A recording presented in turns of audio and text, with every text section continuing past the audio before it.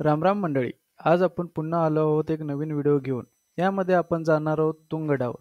चला तर मग व्हिडिओला सुरुवात करू. तुंगगडाच्या प्रवासाला निघण्याआधी श्री हनुमान यांचं दर्शन घेऊन प्रवासाला सुरुवात करू. तुंगगड हा पुणे जिल्ह्यापासून 68 किलोमीटर आहे. बाईकने जायचं म्हटलं की किमान 2 तास वेळ लागेल. हा किल्ला मावळ प्रदेशात आहे, ज्यावर मराठा राज्याचे राज्य होते. हा किल्ला 3500 फूट उंचीवर बांधण्यात आला असून सुमारे 1200 फूट उंच डोंगराळ भाग आहे. 2 तासाचा प्रवास करून गडाखाली पोहोचलो. येथे बाईक पार्किंगसाठी जागा पण आहे. बाईक पार्किंगसाठी 20 रुपये, फोर व्हीलरसाठी 50 रुपये आणि बस असेल तर 100 रुपये घेतले जातात.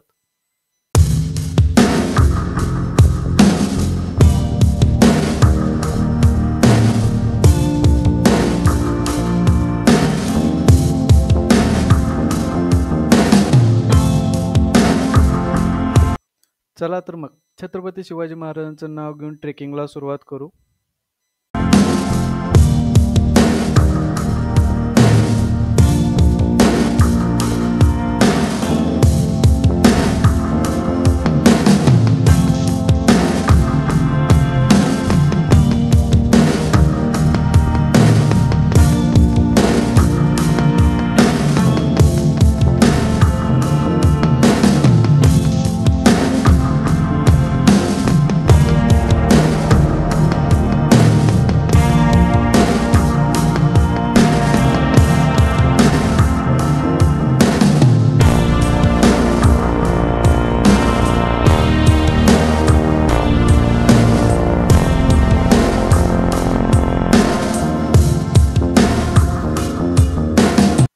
तुंगगडाला कठीणगड पण बोलले जाते.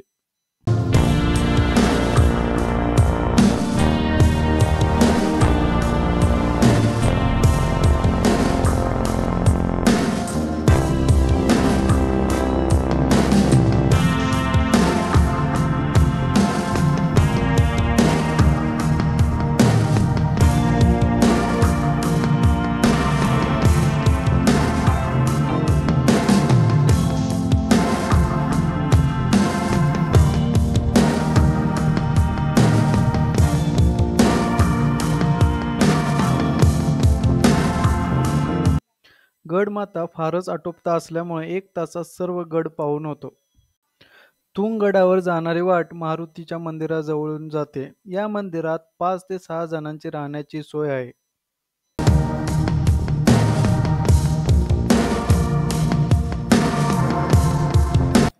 या मंदिरापासून थोड्याच अंतरावर गडावर जाण्यासाठी पायऱ्या लागतात. पायऱ्याच्या वाटेस थोड्याच अंतरावर हनुमान मंदिर लागते. पुढे गोमुखी रचनेचा दरवाजा आहे. इथून आत शिरल्यावर आपण गड माथ्यावर पोहोचतो.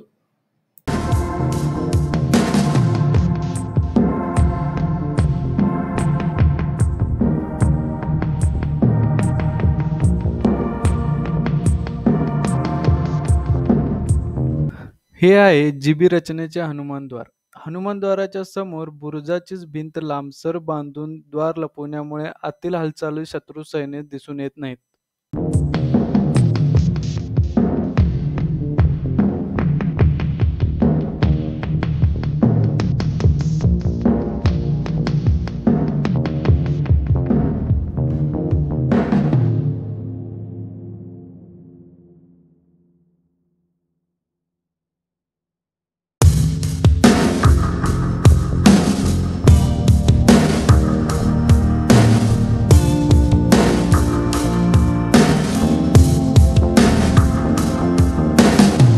गडाच्या माथ्यावर पोहोचलो की तिथे गणेश मंदिर असून त्या बाजूला पाण्याचे तळे पण आहे.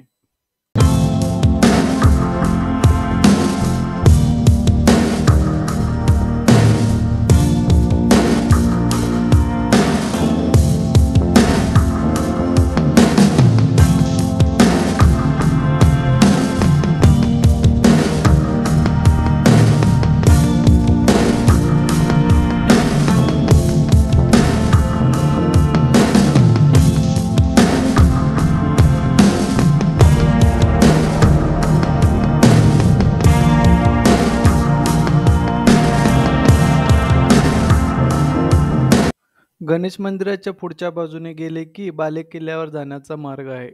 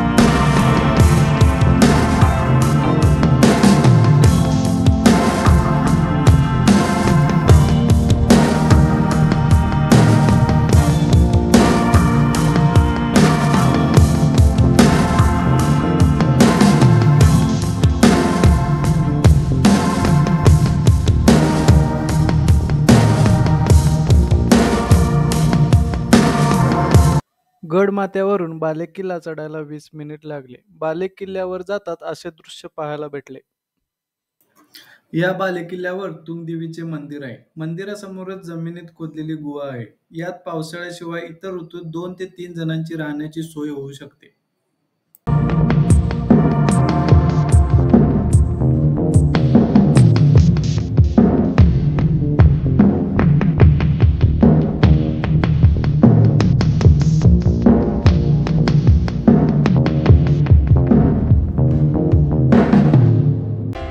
अशा प्रकारे तुंगगडाचा प्रवास येथे संपन्न झाला आहे.